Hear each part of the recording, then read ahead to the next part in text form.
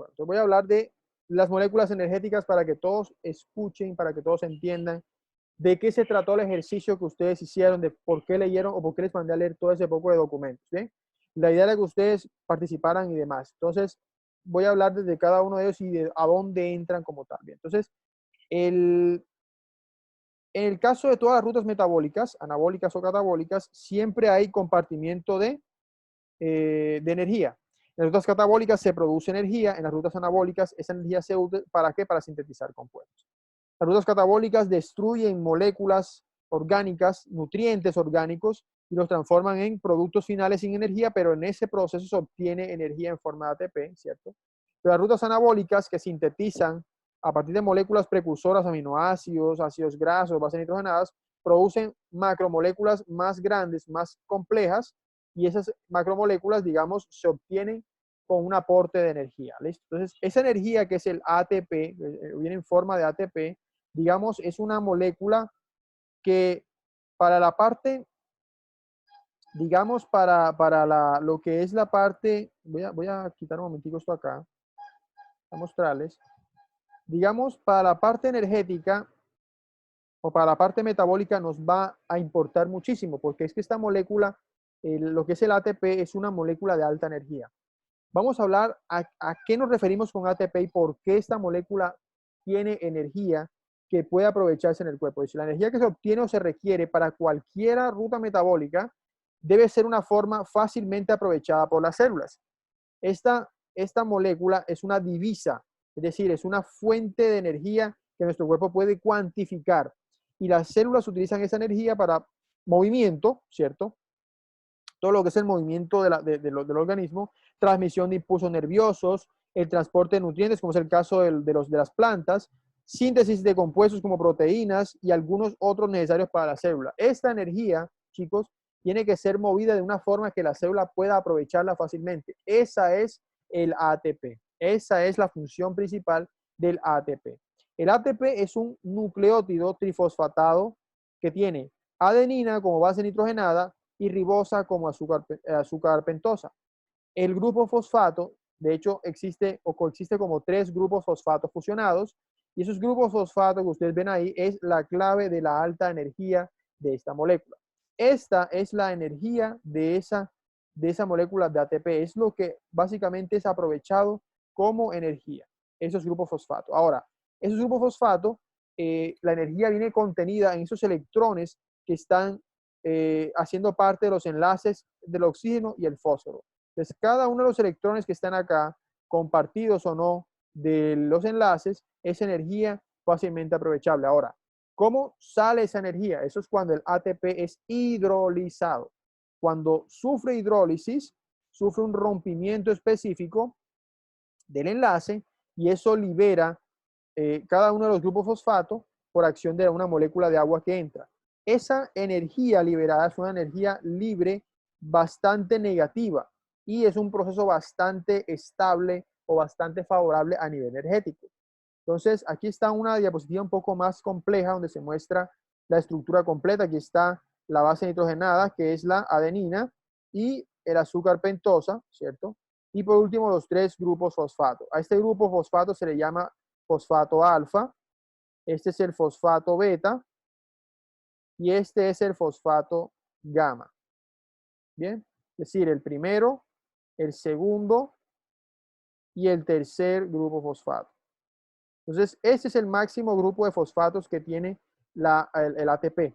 Cada vez que se hidroliza, cada vez que un grupo fosfato sale de la molécula, observen, entonces eso va liberando grandes cantidades de energía. Entonces, miren por ejemplo qué ocurre. Al principio teníamos 3 fosfatos, ahora tenemos aquí, con la ruptura de uno, se produce adenosin difosfato o ADP, y luego con la siguiente ruptura del otro grupo fosfato, obtenemos adenosina monofosfato o AMP. Entonces vean cómo cada uno de los grupos fosfatos liberados, esa hidrólisis va obteniendo más y más energía en la célula. Esa es la principal característica del ATP como molécula energética. Entonces, cada vez que una reacción catabólica se da, ¿cierto? Cada vez que una reacción catabólica se da, entonces eso produce que el cuerpo o el organismo, las células produzcan ATP, que es lo que se va a utilizar para poder producir energía. Entonces, esa es la clave principal de lo que es el ATP. Ahora sí, chicos, ¿captaron la idea más o menos de lo que habíamos hablado? ¿Sí o no? ¿Sí? Bien.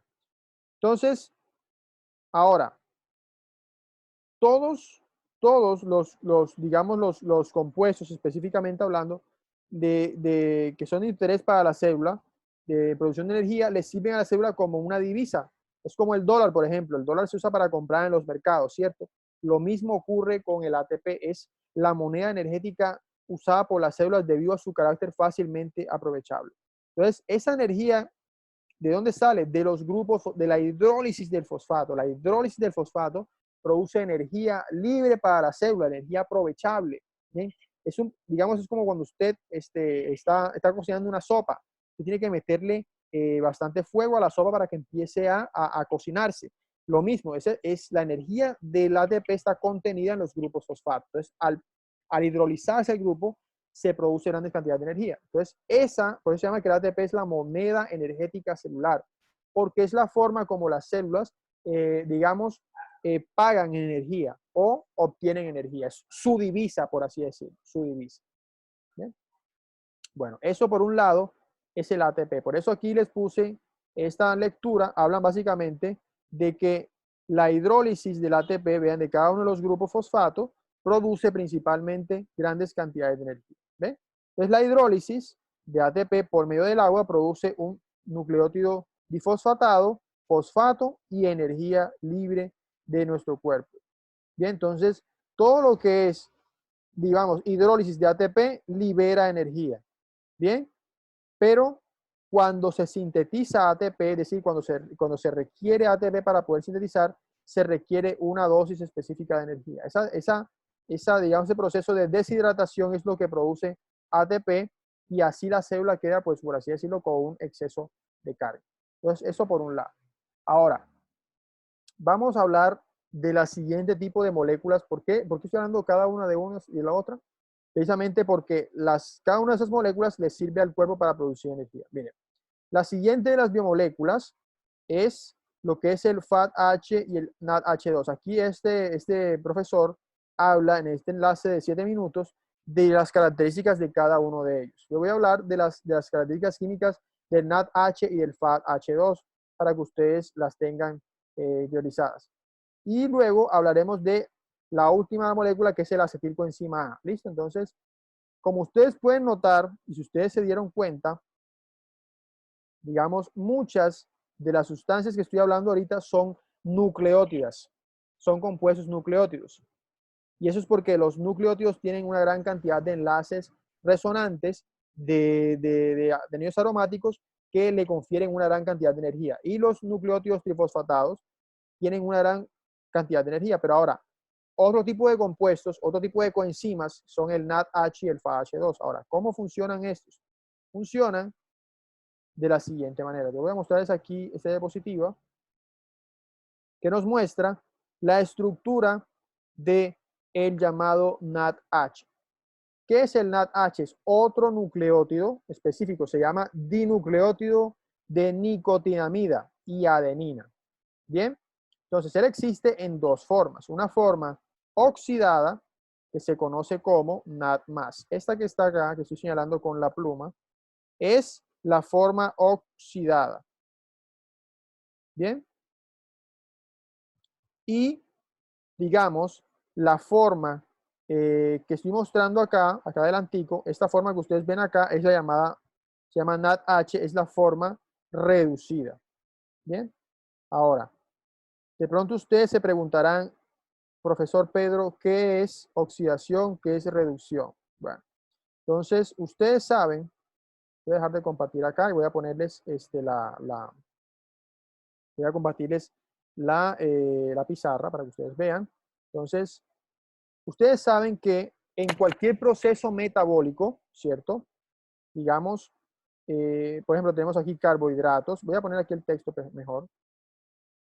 Tenemos aquí carbohidratos, proteínas, lípidos, que son nutrientes, ¿cierto? Que ustedes ya conocen como nutrientes. Entonces, ellos sufren un proceso de oxidación. Cuando ellos se oxidan, ellos liberan, por así decirlo, liberan electrones. Entonces, esa liberación de electrones,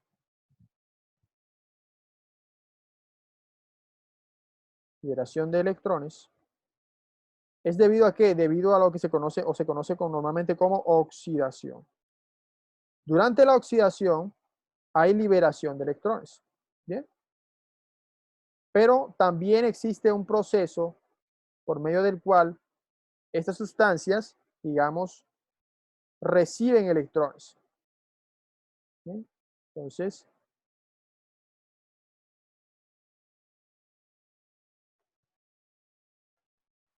cuando las sustancias reciben electrones, se habla de que el proceso está ocurriendo una reducción. ¿Bien? Entonces, esa es la principal diferencia. En un proceso de oxidación se están liberando electrones. Los electrones que aquí salen de estos alimentos, de estos nutrientes, digamos que la célula no puede usarlos de una manera directa, sino que tiene que transportarlos ¿a dónde? A nuestra amiga, la mitocondria. Entonces voy a hacer aquí un pequeño dibujo, mostrarles aquí. Este círculo que voy a hacer acá es ¿la quién? La mitocondria.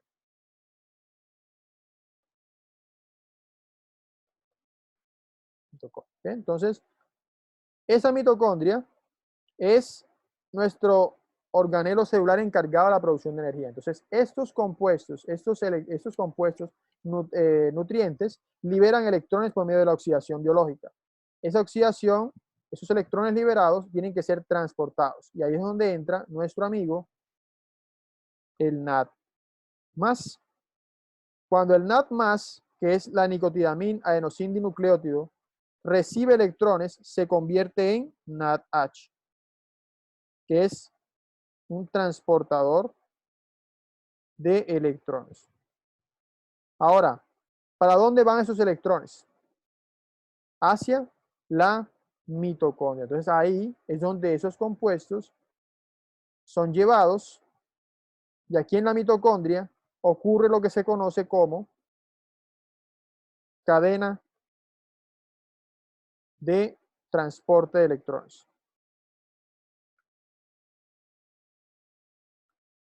Entonces ahí es donde ocurre la cadena de transporte de electrones y finalmente esa cadena de transporte de electrones tiene como objetivo sintetizar ¿qué? ATP. Aquí es producir ATP, que es energía. Bien, esa es, digamos, el principal destino de la oxidación de los compuestos. Pero los transportadores, las coenzimas, son, digamos, los que se encargan de llevar esos electrones hacia la mitocondria. El ATP producido permite, digamos, la energía suficiente para sintetizar compuestos.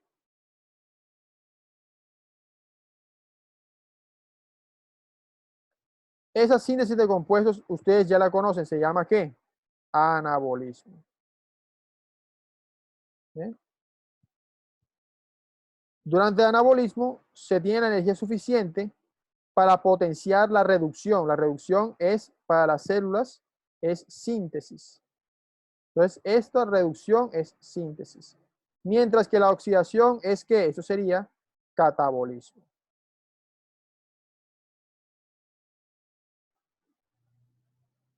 Eso es lo que es el catabolismo. Entonces, miren cómo, digamos, tenemos ya dos grandes conceptos.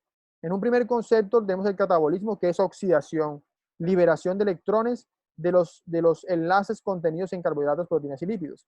Eso lleva a los electrones a ser transportados por estas coenzimas, llevados a la mitocondria y producir energía.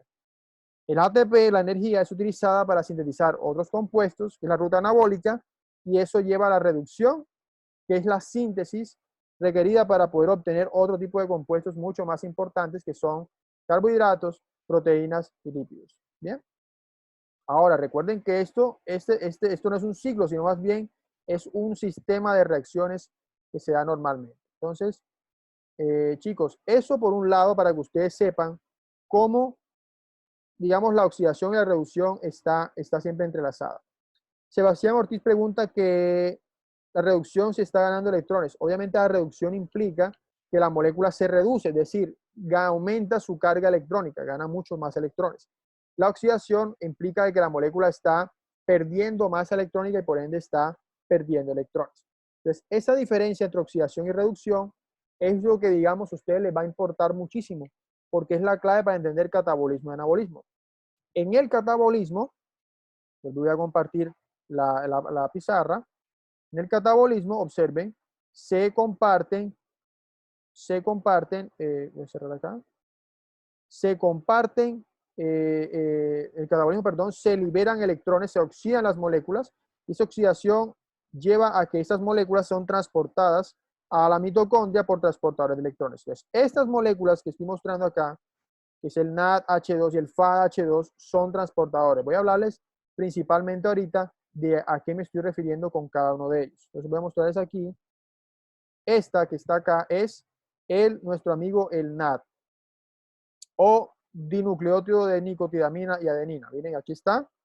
Tiene dos grupos fosfato. Aquí está. Tiene un grupo adenina y un grupo nicotidamida. Es un dinucleótido porque tiene un nucleótido aquí y otro nucleótido acá. Miren que aquí hay dos azúcares pentosas, un azúcar aquí, un azúcar acá. Bien, está unido por dos grupos fosfato, uno acá, otro acá, por eso se llama dinucleótido y tiene dos bases nitrogenadas. Esta es la nicotidamida y esta es la adenina, de ahí su nombre. ¿Bien? Nicotidamida, adenina, dinucleótido, de ahí su nombre, porque son dos nucleótidos fusionados. Ahora, voy a quitar a descartar aquí los cambios y voy a mostrarles de nuevo. Compartirles. Bien, ahora, algo particular de ese NAD es que observen en ese pequeño grupo que les estoy mostrando ahí con el círculo rojo, ¿ven? Ahí en ese nitrógeno, en ese átomo de nitrógeno, es donde el NAD+, que es este señor que se encuentra aquí, recibe electrones. Entonces, en cualquier reacción química, cuando ustedes vean el NAD+, él siempre va a recibir electrones en esa zona, y cuando lo recibe, se reduce, ¿cierto? Entonces, miren que la oxidación siempre se mantiene cuando hay NAD+. Es decir, esta forma es la forma oxidada. Cuando ella recibe electrones, cuando el NAD recibe los electrones de los alimentos, carbohidratos, lípidos, proteínas, se obtiene NAD reducido o NADH, que es la especie reducida, que tiene dos electrones. Entonces, ese electrón que recibe, observen, quedan o básicamente se encuentra aquí y vienen dos electrones, 1 y 2. Y al hacerlo, él acepta también, digamos, dos protones. ¿Ven? Entonces él acepta un protón aquí y un protón acá. Un hidrógeno aquí y un hidrógeno acá. De cualquier reacción química. Entonces cuando él se transforma en esta forma, ¿ves? Ya aquí se habla de que es un NADH2. Entonces ya no tiene ese palito, sino que tiene, o se le quita el positivo, sino que tiene un hidrógeno como tal. Así se dice que es un NADH. Bien.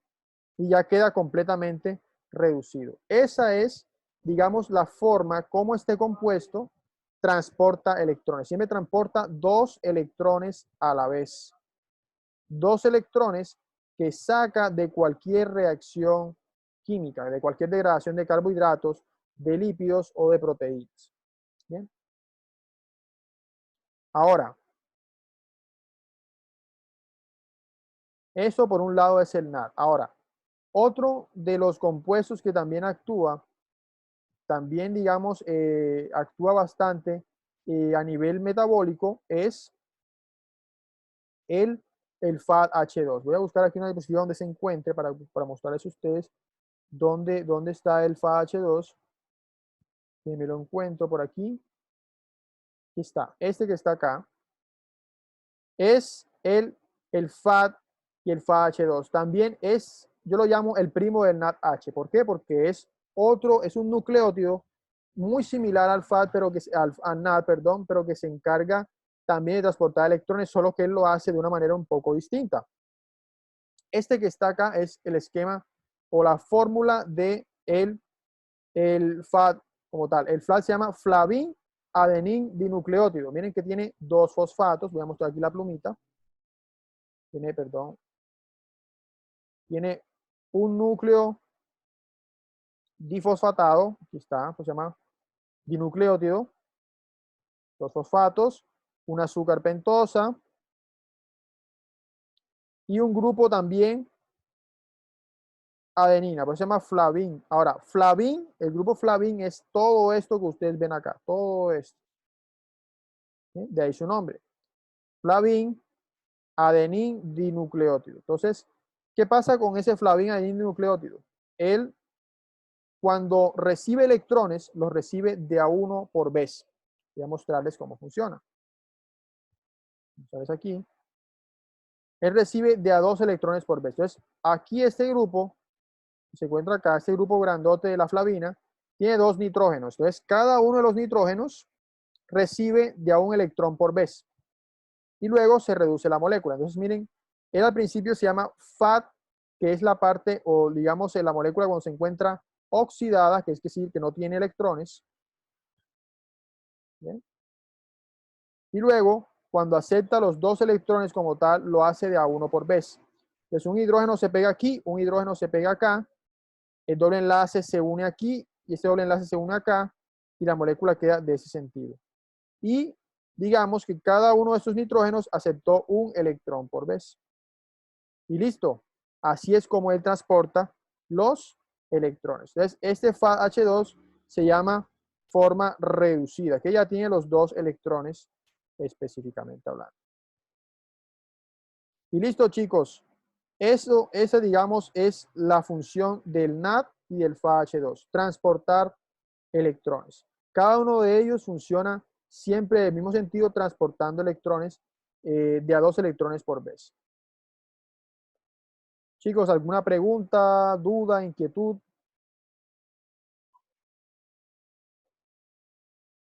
¿Cómo vamos?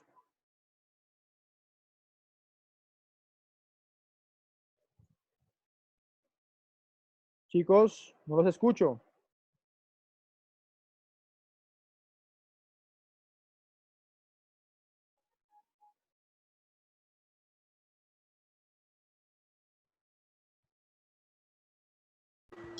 Ahora sí hablen, chicos, ahora sí, lo tenía desactivado. ¿Todos Profe, entendieron? ¿Todos entendieron la parte? ¿Tienen alguna pregunta? esa del FAT, profe, Ajá. porque yo no alcanzo a ver la otra azúcar, solamente veo, usted dice que es dinucleótido, pero yo no